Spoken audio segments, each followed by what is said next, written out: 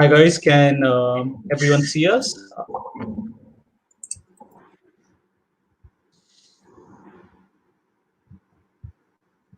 Uh, Brilliant. We are now live with our community here at ProductTank Delhi. We're celebrating World Product Day with two fantastic product and design folks here. Uh, on one side, we have guys. Just raise your hands as I introduce you. On one side, we have Shaheena Attarwala, who's doing UX at Zoomcar, and we also have Dushyant Sahni from Nagarro. Right. For everyone involved, all you need to do is if you ever have any questions or anything, just put it into the YouTube comments, and we will answer them as we go along. Right. So the way this event's going to be played out is very simple.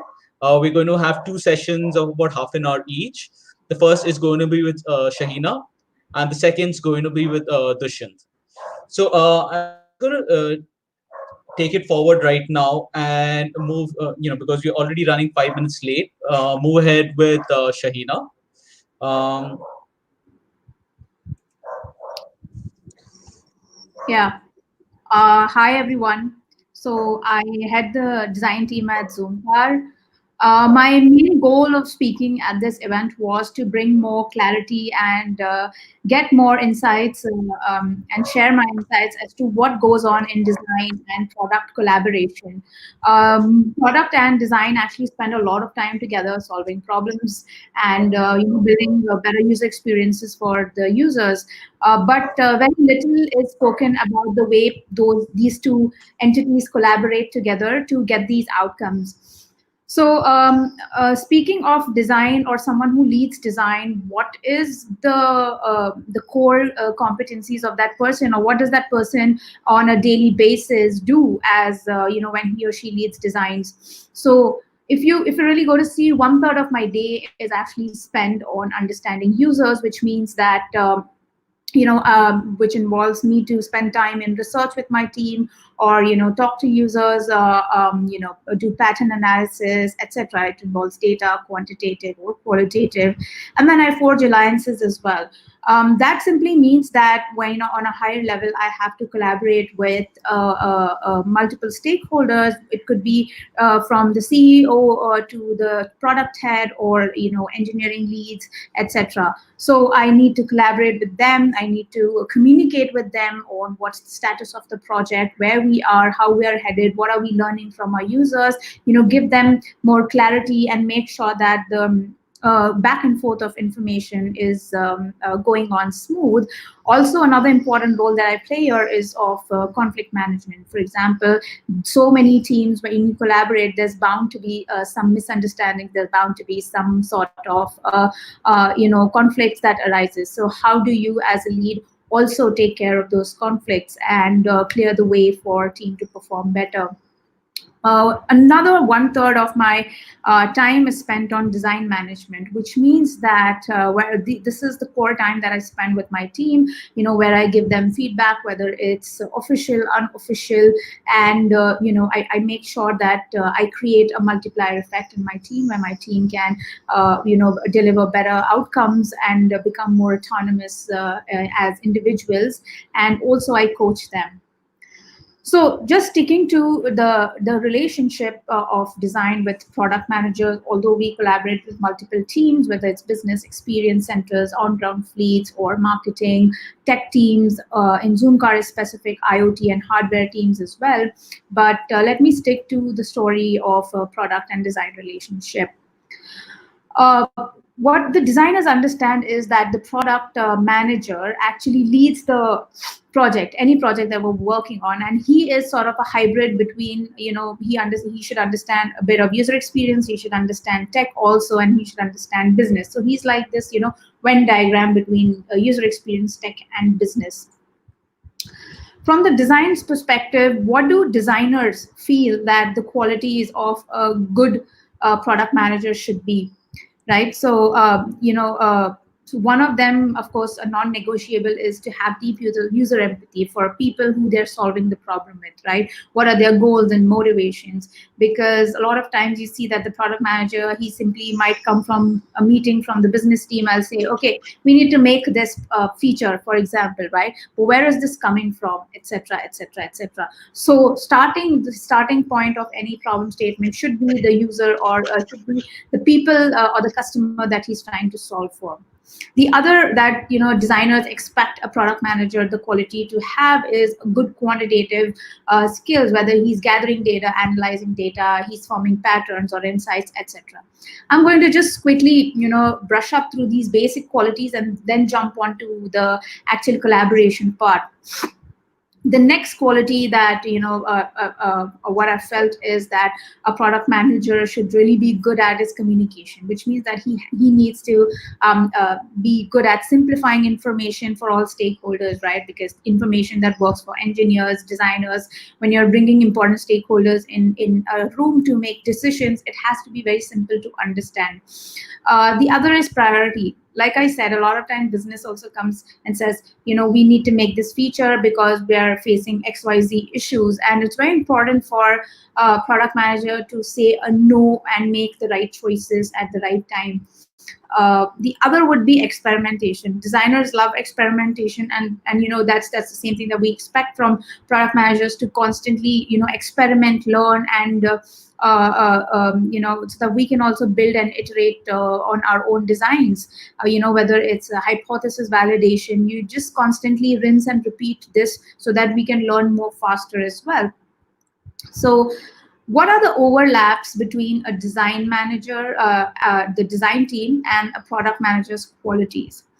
One of them is to understand business goals. Now, from a product manager's perspective, I've also heard product managers saying that the designers don't understand business and they just want to focus on the users.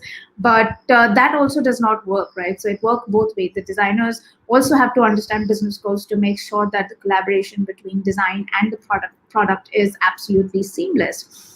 And alignment with the North Star vision. So, for example, Facebook sometime back, they were constantly, going back and forth whether should we add a dislike button in our communications. But, after a lot of thought and research and iterations, they said that our North Star mission is to give people the power to share and make the world more connected and more open. So when somebody is actually using the dislike button, what is behind that, right? So their research was like, people are either upset reading what they have, they're either angry, they want to show solidarity, or they are just happy, joyous, etc. So the dislike button would actually make it very closed, and it would not fit their mission statement of being more open and connected. And that's why till date they do not have a dislike button, right? So having an alignment with a North Star vision, because if that alignment is not there, you will often find a lot of friction between design and product, because they're trying to achieve two different things by taking the same path, which is absolutely impossible. Having awareness about the user's need, like I said in my first slide, and having an organizational awareness as well. Where is your company headed, right? What are the priorities of the people who are the decision makers in your company, whether it's the business or the investors, right? What are their priorities? Because the way you as designers have OKRs, same way even those people have different OKRs, and you fall under their OKRs, or you fall under their goals, whatever it is. Try and understand them as well, because that's also a way of learning, right? Empathizing with your colleagues, and eventually you report to them, and you also sort of work on a seamless pattern with them. So you have to understand and have awareness about users, but also your own organization. Designers must also design and product managers together. Of course, they think about potential features, but designers should take this opportunity to do formative research as well, because not every time, product managers should come with a brief or a PRD and say, we need to build this. Designers can up their game and do formative research and see where potential opportunities are, right? So they don't need to just sit in their desk and design for whatever they've been fed. If and the Shit, other, shit. Shahina, Yeah. just to ask you a question over here, I think that would Mm. be very useful to a lot of our listeners. Is that, what we're seeing here is that the product managers, the product company itself has a North Star vision and they're moving towards. Whereas at the end of the day, the user is interacting it on a design front, right? They don't really care about the technology and the thought process that go on it. It's the design that actually is the one that's finally talking to the users. So is Yeah. there a way, and is it like, yes, we say the product manager is the owner of the product and is responsible for it in a way, but Hmm. is it possible for actually design and product to co-own a product and work on it together with like an equal sense of responsibility? Yes, yes. So a lot of what I'm talking is coming from the experience from me, where in Zoomcar, where I've built the entire team, and the culture of design and product collaboration is such that the today it's become more of design owning the product with the product managers, right? So it now we don't have that same culture where the product manager, actually comes with a problem statement, and then the design actually starts with immediately doing a research or anything of that sort. What happens is the designer, whoever, so there's a triad model that we follow, which is called, where we have a product analyst, we have a product manager and a designer assigned to a particular project, and then they work on a team as a team, right? So whatever problem statement is, they both do research together, right? So like even in product, there are different kinds of genres. So one is a product owner. Product owner is very, very different from a product manager, right? The product owner actually owns the entire product, so he might not be involved in a lot of problem solving aspect. So a product manager needs to have that problem solving aspect, and that will only come when he again collaborates very closely with the designers, whether it's in research, testing, etc. And that's when that common ground needs to be established. Otherwise, it's always a game of us versus them. And in Zoomcar, we've done something very similar, and it's worked phenomenally well for us, because this way the bond between the product manager and the designer becomes more stronger, and the understanding of the mutual problem that you're trying to solve becomes more clearer, and everything is taken that the user first, the problem you're solving, etc. So the bond also becomes clear, the communication is absolutely clear, what we are working for is very clear, and that relationship makes work more smoother, and lesser conflicts also arise.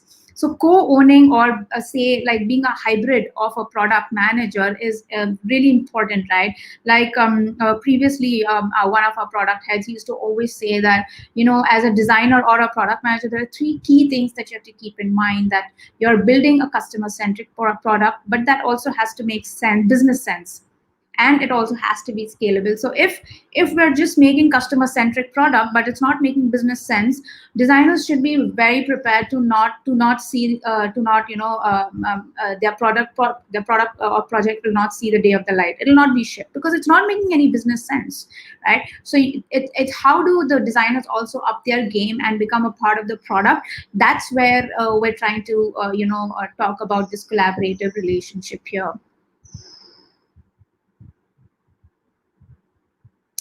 Sorry, I can't hear you, Siddharth. I say, I'm sorry, I think I was on mute. I think this is a great point to jump into one of our audience questions. So this question comes from Amit Srivastav, and I'm just going to also add in a little additional part to this. So his question is, what is your strategy in convincing stakeholders about your designs, right? So Hmm. the part I'll add to this is that whose job also is it to convince the larger stakeholders about the design? Is it the designers or the Sure. product managers? Yeah.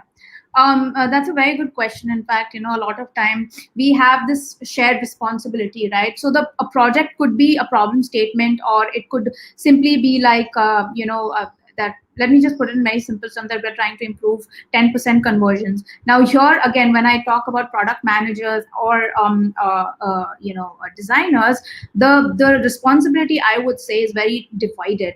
Because like when we have stakeholder meetings right now, a lot of times we have our CEO also involved in a lot of stakeholder. He loves design, right? So he always is involved, and you to talk to a CEO, he's coming from a very different mindset. He's not looking at the colors and the buttons, he's looking at something else. And you as a designer or product manager has to understand what is he looking at, what problem is he trying to solve from this design. So when we're trying to influence, right, the right word is influence the stakeholders, the responsibility would be divided, I would say. Either before the meeting, what you can do is you can have like a session with your own product manager and say, okay, these are the points that are very design specific, and so as a designer, I will speak if any stakeholder comes up with it, and these are the point very business specific. However, it's not limited to like only these two people will talk. Either of them can pick it up. That's what I said. So if they're co-owning the product, the understanding should be so fluid that both of them should be knowing that what are the points of friction that might come in the meeting, or what are the points of concerns that would potentially be raised. So, for example, sometime back we were releasing a checkout page where there was a friction between product that no, we want to release a one page, and the design was like, we've done our research, we want to release a two-page screen, etc. And then eventually we came to a consensus that okay, fine, let's do a testing, and we rolled it out to a few more audiences, and we got a good result on the two-page screen. Now that is because we not only convinced that we should go ahead with testing, but we also had our own product managers who had different point of view. Now that does not mean they are wrong, but having that attitude of experimentation again is a very good way of influencing. So what happens in the future when you talk something, your words have some weight. You're not coming from the point of art or abstract, you're coming from a point of fact, right? Because you know your business, or you know your designs that well, you are able to marry your designs with the business, etc. So influencing has a lot to do with how you can prove a point or a point of concern that any stakeholders might have, and anticipating that beforehand.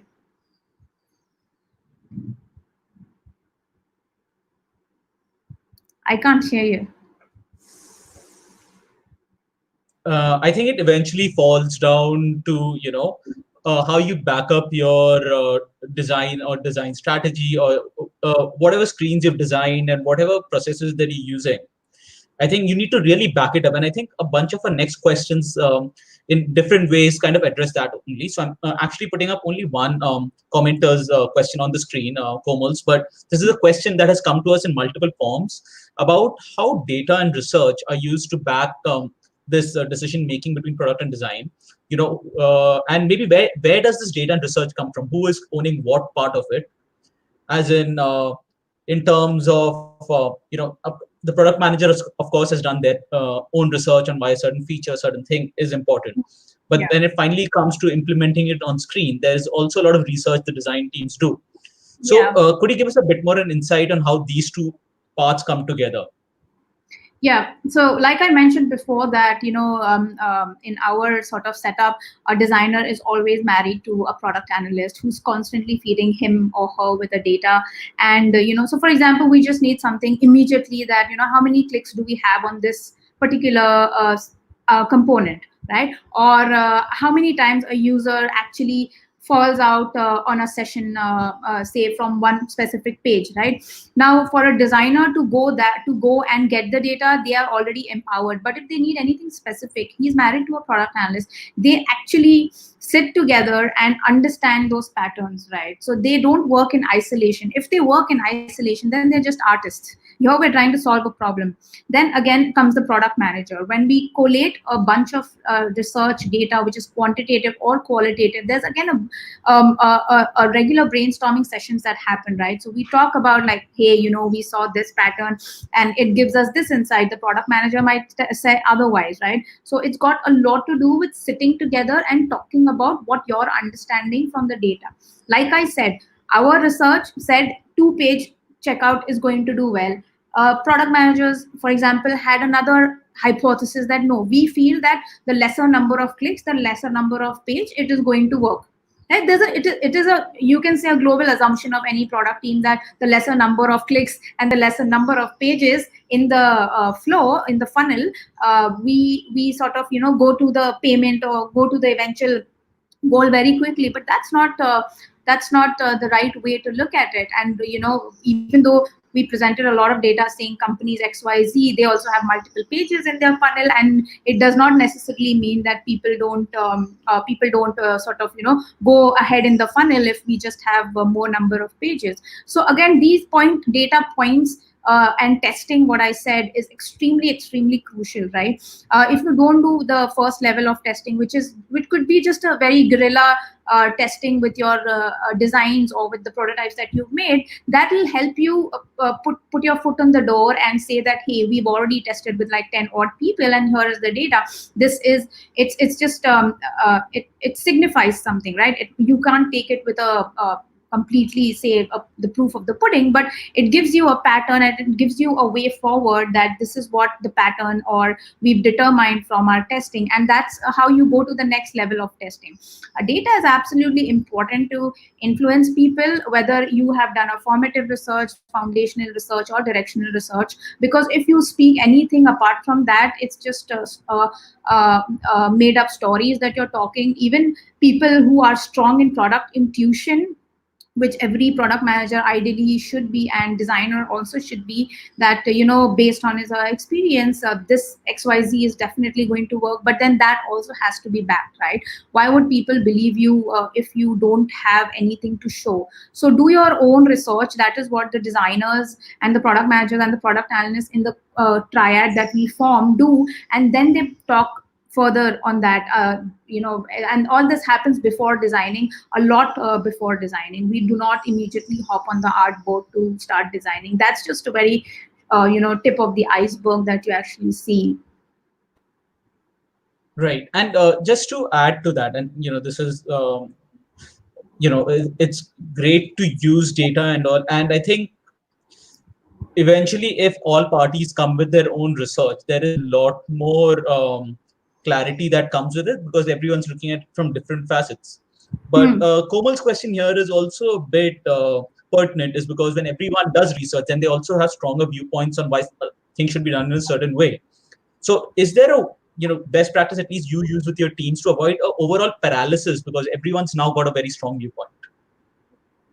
Yeah, yeah, absolutely. Like this is very common. Like we say in the product world that analysis of paralysis is, it's a very common term that people use.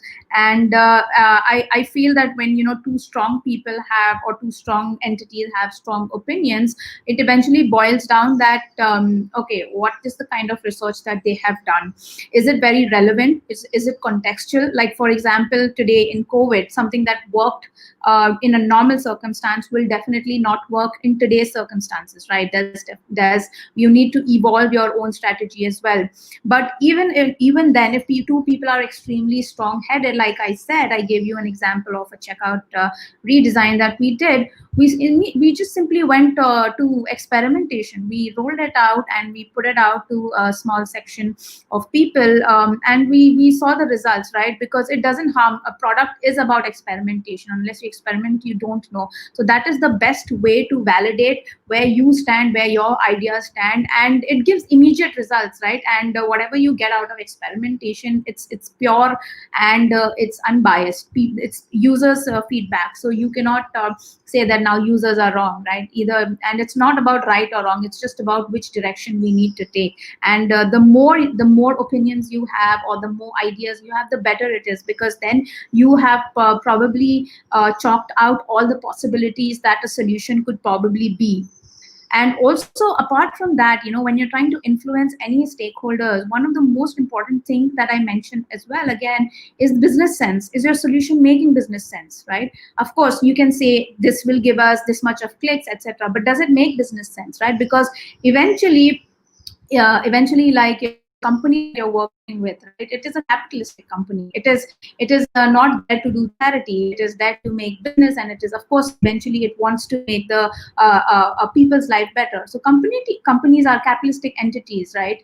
So unless you find ways to articulate how design helps the goal of making money, you're not going to get much attention or support. So this is one of the things that I've learned over the period of years, that how do you articulate, or how do you marry your design or any feature or any product idea that you have to the business goal. Of course, if it's customer centric, if not customer centric, even then it's going to go down the drain. But you definitely have to, in that meeting, make sure that it attains certain business level goals as well. Right. So if I were to take this, like just kind of condense it. So basically, eventually you have some metrics or something through which you're analyzing the business goal of that feature or whatever specific aspect you're working on, whether it's customer engagement, capitalization, or just overall creating happiness within customer. Whatever is the most important metric, whoever can prove that more, you kind of seem to go ahead with it. And I think this, Vared has a question that actually is also important, and this could be really well understood from your experience as a UX person specifically, is the question around empathy, Yeah. right? So when you think of empathy, especially as a UX person, how do you try to, introduce empathy into design? Sure. I think empathy, it's a very abused word, but as much as it is abused, it's extremely important as well. In design, empathy is the core of for any user experience professional. And like I mentioned, it's not just for user experience; it's also for the product manager. Because if people do not understand who they are solving for, then there is no connection between anything that we're doing, right? We're sitting in our glass buildings and we're trying to solve problems that we ourselves have, cooked in our brains.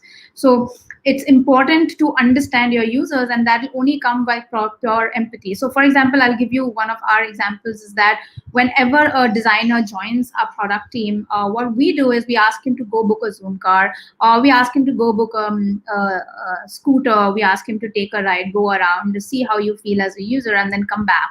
A lot of times we get insights, or we get sort of input, so that we've not probably heard from our users, right? And this gives us a fresh perspective. The reason why we do that is from day one we want the person to understand that our business or our product is not used in the glass buildings. It's not used in the AC. It is used in the dust. It is used in traffic. It is used in accidents. It is used, etc., etc. Wherever our product comes into play on the roads, and it is out there. So we have to be very, very careful. Like one very small example is that we were trying to use a yellow color for one of our designs, and when we did testing on ground, we realized that because of the sun, that yellow was actually becoming more light of a yellow. And then we realized that if people are actually in their car on the highway and they're trying to see, and if they miss this yellow, then that's going to be a problem. So we tried to, then change that yellow to a more brownish yellow. So this is a very small example, but if we probably would not have gone out there in the sun and in the dust and on the road, we probably would have thought this yellow looks awesome.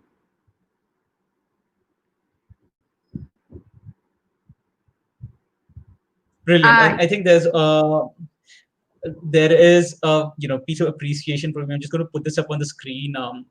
Somebody just wanted to appreciate you for the Zoom to Atmanirbharta web campaign. So what? Okay, yeah. Right. So I'm going to take one last question, and then just give you time to close out the session, because we also have Dushyant coming up next. So I think I'm going to just the next question comes from Arsh Mahajan, and I'm going to mix it up also with some additional points that might be useful for all. So Arsh's question is more around managing something for a small product, right? And what I'll actually try to mix it up with is how the product and design relationship varies with the complexity or size of the organization, according to you. Sure. Yeah. I think so for example, when I was working in different companies before, we had a pod structure, right? So as the company grows, the relationships between product managers or the entire organization is very different. So in a pod, you'll have like a product manager, a designer, one of everything. So it's a good buffet plate. But in a smaller organization, it doesn't work like that. It's basically someone would prefer an agency model. So for example, we have an agency model where design team is decentralized. It's its own entity. It's fairly autonomous, and it sort of caters to different products. And in a extremely smaller environment where maybe there are just 10 10, 15, or 20 people in a startup, it's very different, right? You have a lot of independence, you have a lot of power to influence design, and a designer might just be like a pair of hands who just wants to execute, who should execute. Like, for example, 2 out of 20 startups in the first surge of cohorts had designers in the founders, right? So only 2 out of 20, where rest every founder was like either a product manager or an engineer. So you can understand the dynamics of doing things.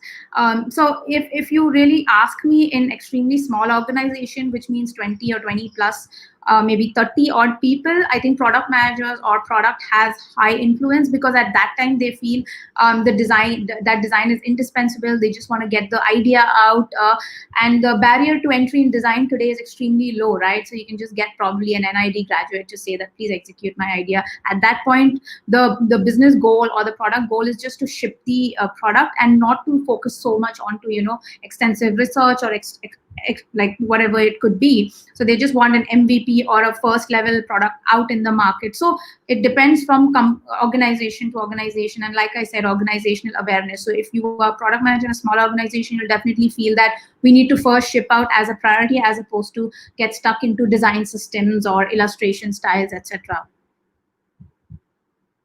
Right. And I think, this might lead us into a point which would be a great note to end the thing on is, even when we had a quick chat yesterday, I think one of the things that came up for us is that how, irrespective whether it's a small organization or a big organization, the one fight that always goes is product people complaining that, oh, designers just don't get what we're trying to do, and designers saying, oh, these product people don't understand design. And there's this constant battle. Like, even in the best of teams, there is that push and pull, right? So are there things, to just ease out, are there things that a product people can do to make themselves more relatable to design, and are there things that design folks can do, especially, now you said because design has a lower barrier to entry. Are there skills or techniques designers can use to be more relatable or relevant within the product sphere? Sure. Yes, I think that's a very, very valid use case, and I'm sure a lot of designers and product managers have at some point gone through this particular phase, right? I'd like to quote Bob Baxley here, who was the director of Apple, director of design at Apple, Pinterest, and Yahoo. He said that Steve Jobs didn't commit Apple to competing on design because he was some patron of arts. He did it because it was the only option for adding value to a already commoditized market, right? So there were computers, etc. And so companies, like I mentioned before, are capitalistic enterprises. So unless you find a way to articulate design helps in the goal of making money, you're not going to find much attention and support. Again, it boils down to how much, this is for designers, that understand how the business is done in your workplace. Don't just go with an arrogant attitude that, okay, I have learned Sketch or I have learned XYZ, now I'm going to take design decisions, and my design decisions will be imposed on the product. It doesn't work like that. There is going to be zero collaboration and 100% friction like this, because if you're working in an organization, having your own organizational awareness is super important, right?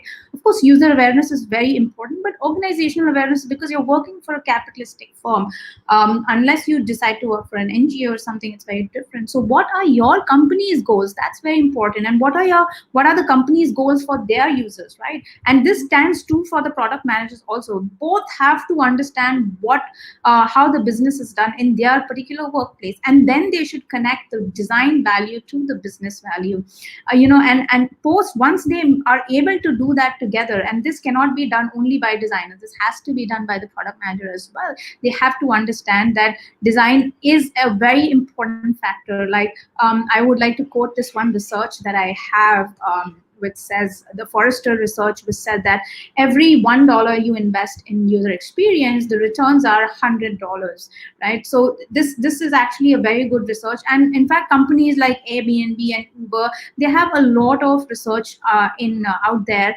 which shows that why user experience is important, right? Otherwise, the product managers also will just get stuck in this loophole of shipping and learning. No, there is much more to that, where finding opportunities for for your business is also as important and as shipping smaller features. So how do you use research or design to find those opportunities, right? How do you use that to get competitive edge? And collaboration, or what we do is product managers, designers sitting together and trying to solve a problem, solves a lot of problems, in fact, for themselves and then eventually for the users also. Because if communication is not there, they're not able to understand their own relationships, it becomes like an us versus them, like I mentioned before. So trying to understand that is super important. Empathizing with your own colleagues is also important. Like I said, designers need to understand that the barrier to entry today in design is very low. Designers are being churned out products are being churned out from factories. So what is differentiating you, right? When you go in a meeting room with the stakeholders, how are you communicating the value of design, and how are you marrying that design to the business value, etc., right? So incorporating business thinking in your design work is super important. And there are various framework also out there which can help designers and product managers make decisions based on the business value, right? So I think a little bit flexibility here would be super important, where product managers should also focus on design, and the designers should also focus on becoming more business aware and product aware. Right. And Shaheena, I think that's a brilliant way to look at it. And I think if that is done, that could solve a lot of problems or a lot of friction in teams in itself. So having said that, Shaheena, we'll be bringing you close to this part of the session and starting with Dushyant because we're running a little behind schedule. But Shaheena, thank you so much for your time. We might try to take some questions again once with Shaheena at the end after Dushyant's also done. So anyone who has questions can continue posting it in the comments and we can come to them later if possible. Yeah. So Shaheena, thank you once again. Now I'm just going to be introducing Dushyant in. So Dushyant has over 12 years of experience in business analysis and product management. He's currently working with Nagarro, where he conducts ideation workshops and plans product roadmaps. So he basically has a domain understanding of varied array like home automation, identity, and access management. And he's going to be doing an interesting talk for us today on remote discovery and ideation. And that's why there are also some questions around research and all that I think some people like Samir Dubey had asked, which I haven't taken up so far. And I'm going to leave that up to Dushyant to take up. Dushyant, over to you. Sure. Thanks, Siddharth. So hi everyone, I'm Dushyant, and thanks for having me on ProductTank Delhi. So I am from Nagarro, and I lead a practice called the ISV practice in Nagarro. And the product that I largely sell is actually product teams. These product teams are mostly for startups, enterprises, and B2C, B2B kind of scenarios. So most of my time is spent in designing services which could be consumed by product teams from our customers. So that is about me. And the topic that I wanted to pick up today is the remote discovery and ideation. And the reason why I wanted to pick this up is because of the entire COVID scenario and all of the things becoming suddenly remote. So that is a sudden shift I think that has happened for everyone, and that's where this topic becomes more relevant. So I just thought maybe we've been running lots of experiments here in Nagarro, and why not just go ahead and probably share some of the findings and best practices that could be useful for all of you, because you are also probably doing the same with your teams at some level or the other. So that is the motivation behind this topic. So just to begin with the topic. So remote is actually not something which is very new to all of us. To be honest, remote has been around. We've been doing things which have been in a very hybrid manner, so to say. We used to do remote work maybe once a week, But now suddenly, due to COVID, all of this is just everything has to be done remote. And in case of product discovery, I'll just pick up on some of the points that Shaheena was mentioning.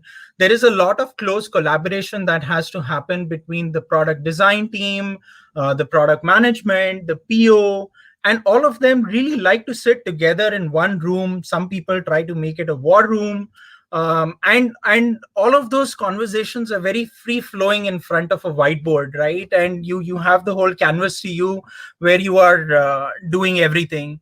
But all of that is just not possible anymore, right? And what is it that we can really do? So those are some of the pressing points. So I just thought of listing down maybe a few things that have sort of either following a pattern of tweak versus shift, I would say. There are tons of things that we do during the discovery and ideation phase. We are conducting workshops. We are sometimes having large stakeholder gatherings where maybe close to 50, 100 participants might even be contributing to the whole ideation process, because that's something which is vital to be done at scale. Then there are these planning meetings, or maybe even user testing. You really need to be in front of the user at times to observe how they are consuming your prototype or whatever you have created in terms of the design. So all of these things are some of the main, I would say, set of activities that we do in discovery and ideation. But all of that is now remote, and some of the changes that we really feel now is, I would say, certainly the screen time has increased a lot. Honestly, sometimes I feel that my eyes have started to burn and I really need to get off the screen. So that's one part of it. And then there is this whole big stress. People are just throwing random tools at you that, let's use whiteboard, let's use maybe Miro to do a whiteboarding, and you really have to figure all of that out, right? So there are tons of things that have changed for us, and the most important, from a connect point of view, we're really not getting any kind of tea breaks that we used to have to sort of disconnect from work. Actually, one of my colleagues really mentioned a good thing about the drive that they used to have from work to office. While there is one perspective where you can say that you're wasting the time in driving, but she really gave me a nice input that I used to take this time to sort of switch off from work and sort of move to my home, and now I don't have that disconnect zone in between, which sort of really makes me do more work all the time. And that's something which is like a drastic change, which everyone is experiencing. So these are largely how we have been impacted. So so now that sort of brings us to the part where we say that, well, these are most of the things which we actually do in product discovery as well. We need to sit together. We need to use a whiteboard. We need to get ideas from our development teams. We need to maybe even conduct a hackathon at times, if the problem is that demanding. How do we do all of this remote now? So so some of the things that we discovered, I'm going to be sharing those now. Um, so largely we've identified 5 elements, which are sort of important for all of us to run these discovery sessions successfully while we are remote. The first one that I want to pick up on is the engagement bit. Now, when we say engagement, it's very important from a moderator and even a participant perspective to be really understanding, following the conversation. When you are in a room, the distractions are certainly less, and when you are particularly in front of your laptop, um, there are times that folks won't turn on the video, and the conversation might just be happening one side. In fact, there was a meme I saw where someone had just put a GIF in front of the camera, and that person was just nodding all the time, and it turned out that it fell down. That person was actually having a break. So those are the kind of things which are very difficult for people to follow. So what do we really do? I mean, so actually the first and foremost thing that we really need to follow is at least turn on the video, because video really makes everyone conscious. They are trying to pay attention when everyone is listening, so that is very important. The next one, which I actually picked up from a school conversation, I should say. So this is the picture of my colleague's son, who where they have sort of been introduced to this new uh, remote sessions for learning, and then really children have to pick up on these softwares which are probably not even designed for them, right? So the teachers really came up with this nice way of showing signs, which are first explained to the children, and these are sort of used in a nice way when you are communicating with the entire group.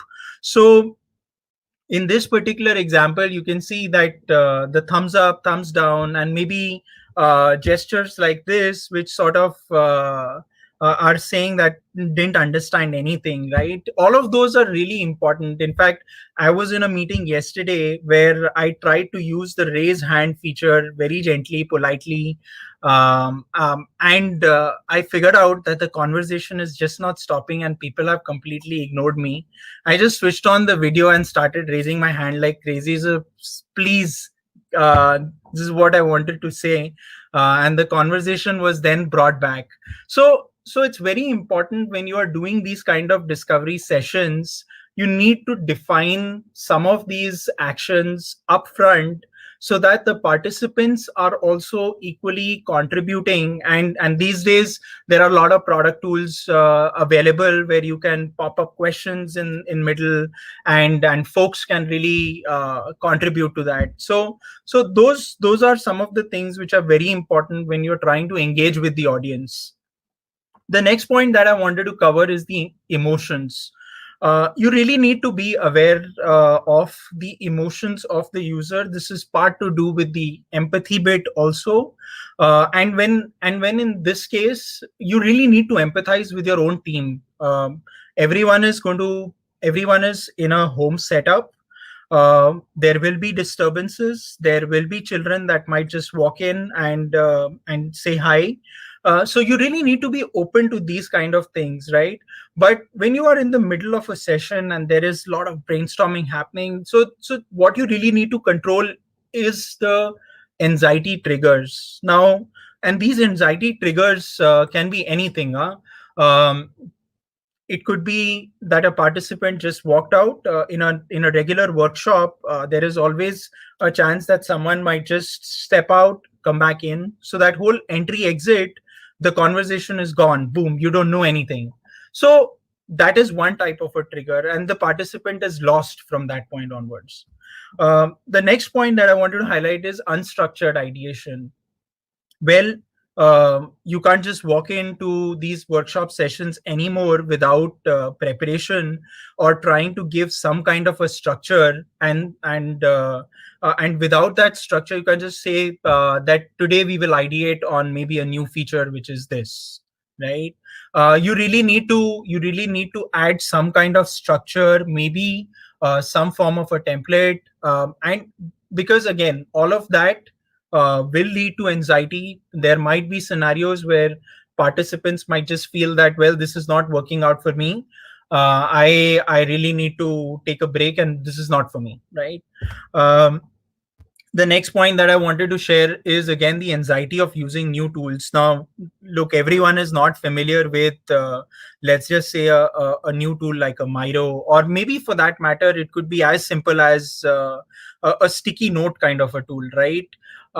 So this is again, if you are inviting participants who are new to this kind of a way of doing discovery and ideation, you really need to be cognizant that these people may not be able to use the tools, and probably you need to train them upfront before we start running the sessions. You need to accept some of the things, that there will be power outages due to poor connectivity, or there could be some loss or call drops.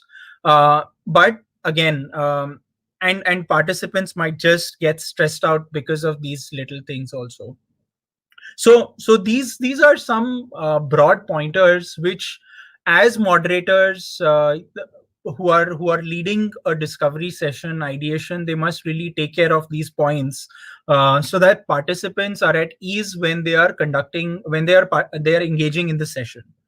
The next couple of points are more related to the execution and the experience. From an execution point of view, what I really wanted to share was that not everything is going to be possible to be done at the same time, right? You can't be doing ideation, you can't be analyzing the ideas, you can't be prioritizing the ideas in a marathon session, like say for example 2 hours of screen time. It may not work that way, and this is also part of it, is got to do with the way you want your participants to have the experience. There is too much of cognitive load that can happen if, let's just say, there are 40 participants and you might have requested each one of them to share their ideas. So there might be scenarios where the number of ideas might be in hundreds, and you would request people to maybe go to a prioritization after that. That's not going to be possible. So you probably have to bucketize some of your sessions as to be done real time versus can wait. And then this kind of an exercise needs to be planned in a way that it is done maybe after multiple breaks or spread across days. So these are some of the things. And you can read more about these. There are frameworks around doing synchronous versus asynchronous. So there is some content that is available, but these are some of the things that you really have to practice at your own end, while before you sort of commit to this. And the last one is obviously the tools. You can't do without that. And I just thought of maybe sharing some free tools which are helpful, which have helped us to run some experiments as well. These free tools are either for doing whiteboarding, doing some structured sticky note kind of scenarios where you have already defined the broad tracks of doing your ideation, and at the same time, even for persona building, there is this really slick tool that HubSpot provides, and it's for free. So these are some of the things that you can just bring in into the session and sort of help out participants to really gel along well with the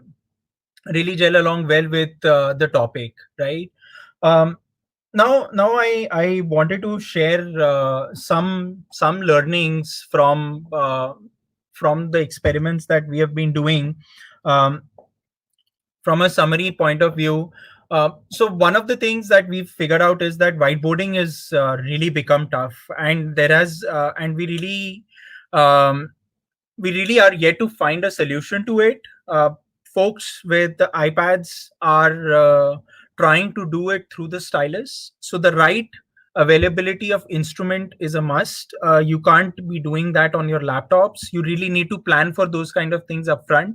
And if you try to do that in the middle of a session, you're again losing time. And probably when you are in front of your users, that may not be the best way to go about it. The next one is actually manage the silence. In fact, when Siddharth wanted to start this session and he was away for a couple of minutes, Shaheena and me were kind of silent, and that was really odd for us. And in fact, this is something, I guess, with us Indians, that we really don't like silence. We are used to some kind of noisy environments. So the moderators have to be really smart at handling that kind of silence. If you are asking participants to just give them a 10-minute timeout where you are asking them to ideate, you really need to come up with new ways how you're going to manage that silence, because it is not something that everyone is going to like. um, Again, the you need to be very clear on what has to be done now versus later. We ran an experiment with close to 80 participants online, and we let them sort of ideate in their own space. Um, and uh, and we in fact ended up getting over 400 ideas in, I should say, 15 minutes of ideation, because everyone was really scribbling hard. And most good ideas really come when you have time boxed the whole ideation activity. So when we were running this experiment for the first time, we were trying to be very ambitious, thinking that it is something which we will even end up prioritizing in maybe the 90-minute slot that we are having. But once the data came in, there was so much of cognitive overload for us to digest. We figured out that this is not something that we really need to be doing upfront, and we had to improvise in that kind of a scenario. Then one other learning that I wanted to pass on is sort of the whole grouping. It's very important that you try to create groups of participants upfront rather than doing that in the middle of a workshop. This probably is again sort of trying to handle that bit of anxiety, because when you are trying to use these collaboration tools, and you have, maybe even if you are using sophisticated features like breakout rooms, there are still high chances that people get confused. And what you really want to achieve, you're spending more time on figuring out the ops of running it smoothly versus letting them spend time on what they have to spend time on. And the last point that I wanted to share is that you really don't need fancy tools to do all of this. A simple Excel file also works.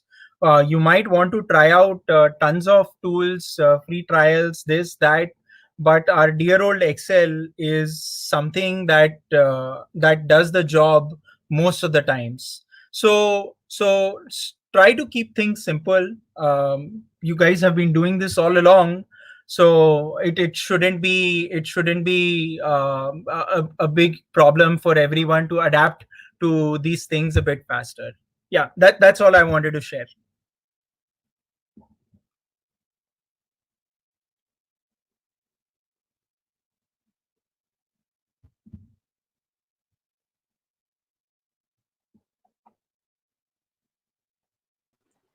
Dushyant, thank you for that fantastic walkthrough and session. I think, first of all, sorry for leaving you guys in that awkward silence for a couple of minutes. I'll try not to do that again. We got a couple of questions coming in for you, Dushyant. Sure. So I'll take the first one from that's coming in from Mayur. So Mayur is basically asking that, now you're living in a point where yes, you can have the other person over camera, but at the end of the day, it's not the same as sitting face to face, right?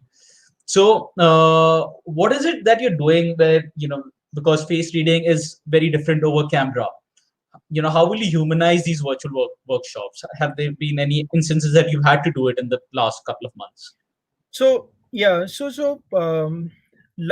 we do have the chance. We did have the chance in one of the experiments that we ran, and this is also related to one of the takeaways that I wanted to share, was that you can't really have marathon sessions anymore, because folks would really want to take breaks.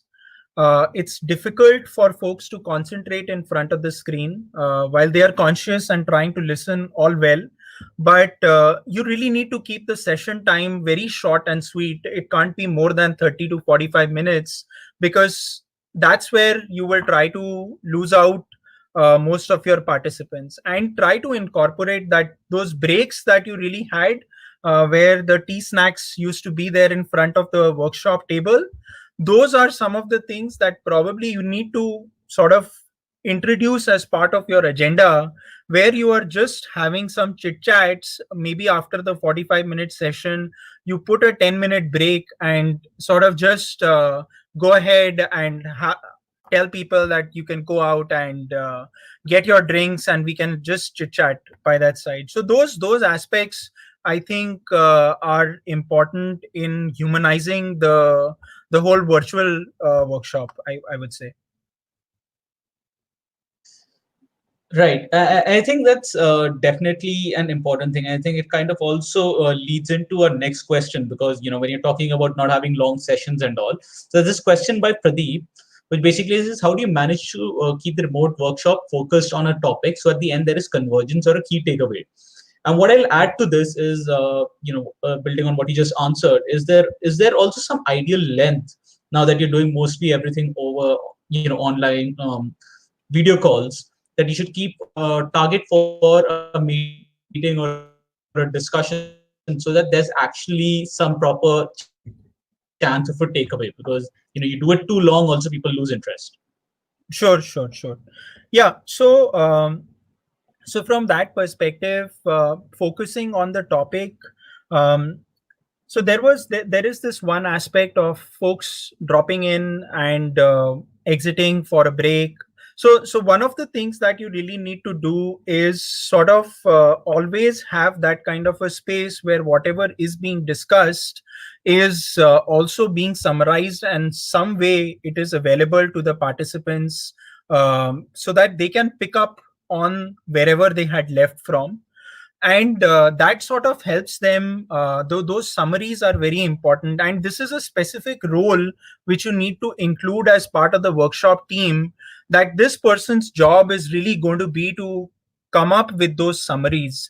And it's almost like a crick buzz, right? That commentary is happening live, and people are really responding to it. But in this case, the person really has there needs to be someone who has the ability to articulate these kind of ideation discussions and quickly be able to summarize them and keep posting that in maybe the Teams chat, or maybe you maintain a OneNote kind of a just a page where these findings have been identified and posted for all the users. And that's how, I guess, you can sort of drive from a convergence point of view. Really, you there are techniques like running polls, there are techniques on doing heat maps. So that's where the whole analysis, if you don't want to do it real time, that has to be broken down. Maybe you split the session into two pieces, and you do the analysis of the ideas that you have got on day one, and on day two you go back identifying the broad themes, and get into the session and start with the prioritization upfront. That's how you're going to drive convergence. Right. And I think at the end of the day, it's about making sure everything has a succinct takeaway, Yep. so that it's not being left open ended, right? And like, Yep. even as we're talking right now, there are basic simple things like video stutters and connection problems that basically make communication much harder. So it's very important to paraphrase and put things into finer bullets. So having said that, there's this interesting question here from Arsh, Mm-hmm. right? And while Arsh's question is primarily around developers, backend people, project manager, and others, let me just add to this and ask, like, because you also mentioned the challenges with whiteboarding with design without the right Yep. tools, right? Yep. Has this remote working period, is there a different way of interacting with different skill people of different skill sets and different teams? And are there any different techniques that you're using with different teams? Sure. So one of the ways that I always try to do when I'm trying to interact with the design versus I'm trying to interact with the developer, um, the first and foremost is I try to set the business context up front, and what are we really trying to achieve. It's more to do with the job to be done, that what is really we are trying to solve. so that both have an equal connection with the problem statement. And when I'm trying to talk to a developer, I just try to localize the context as much as possible. So, say for example, if we are trying to explain a distribution kind of a problem, what I would typically try to do is maybe take the example of a ketchup and just go ahead and share that how do you think the ketchup is reaching the retail store from where you're buying it from.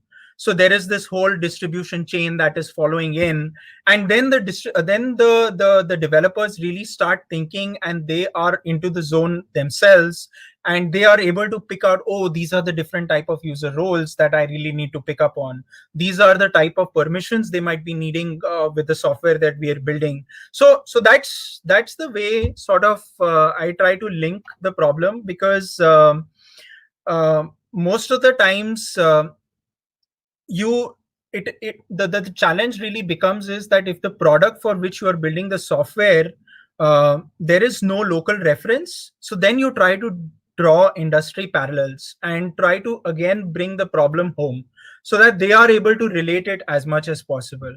And with the design folks, I guess they do a very good job doing their own research. One of the things that I have learned, and again picking up from Shaheena's talk, the whole collaboration piece is really important. There are often scenarios where it's us versus them. But what I have seen work is that whenever you give the designers a chance to explain the creative thought behind what they have tried to build, then you are actually you really appreciate the type of work they have done, versus you just jump into a situation where you are saying that this is what has to be done, you are not doing this is not going to work. So you need to hear them out before you try to barge in your thoughts, because they are the creative ones and they are the ones who are supposed to deliver the right design. So, and there is always that element of trust, that people who know their job, you have to trust them that they will do the job.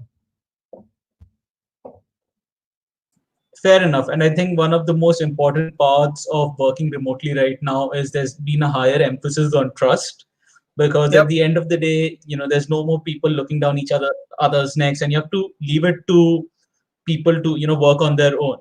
Uh, Yep. so there's certain things that are quite a bit of stuff that we're still doing in remote. But like Manisha asked, like one of the core things in product and all is to also do a lot of focus testing, or working very closely with users or even stakeholders, right? So Yep. earlier, if we had to do a session with say 30, 40 different people, right, we'd probably just sit them in a conference room or some larger open hall and just have this talk.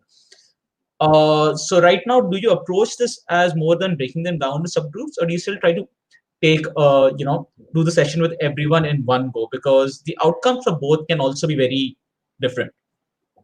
So what we have tried so far is breaking them down into groups, because that's a bit more manageable even for the moderator who is driving the discussion. Otherwise, what really happens is that one person cannot be really handling 40 people in one shot. That also becomes really challenging for the moderator. So doing that in groups and techniques like video recording and has something that sort of is helping in a way, but I guess this is still a work in progress kind of a thing that has to be further experimented with. Fair enough. And I think there's a lot that's going to evolve over the next coming months, as because I don't Sure. think this work from home phenomena is going to change completely anytime soon, with a lot of organizations now saying that they want to go indefinitely into this mode, right? So, Yep. Dushyant, I think that's the end of the audience questions. Is there something that you'd like to just wrap up on this note? And then I'll also invite Shaheena back in for a final point. Yeah. Sure. I guess from my side, keep experimenting, keep trying out different methods, because one of the main things of this whole COVID, as you also put it, that it's going to stay for long. So you need to learn to live with this. This is the new normal, as everyone is calling it. So the faster you accept that this is the new normal, the faster you are going to be thinking about ways of handling this kind of a situation. Right, and I think that's fair. Like all of us have had to evolve and adapt to this at a very Yep. rapid pace, Yep. and it's unfortunately it's Yeah, going I to know. stay for I a know, while. folks. I know folks who are still hopeful that maybe in June the lockdown is going to open. We are going to do. We're going to go to office, and all I feel is that just adds on to the stress. You just have to accept it this way. Once the office opens, fair enough. We'll take it at that time. Right. And fair enough. I think it's something that no one knows how it's going to pan out in the coming few months. So, guys, this has been a great talk so far. And I'm just going to ask, like, I don't see any more additional questions. So I'm just going to ask one single question that hopefully can address everyone is that, Shaheena, you as someone with more background in design and Dushyant, you're coming more from a product background.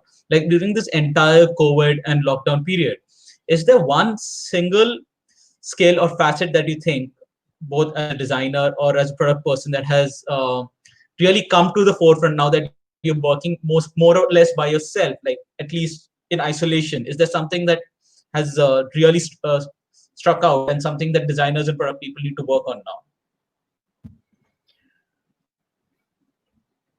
So Shaina, Shaina, you're on mute actually. Yeah. I think, like I said, the way we collaborate right now has become very different. Initially, because there was a lot of FaceTime in offices, you would just go and chat up quickly. There was no need to drop a lot of emails, etc. Because, like, to true to Indian context, we are more of people who love to have that FaceTime, and we want to chat whether on tea or coffee, etc.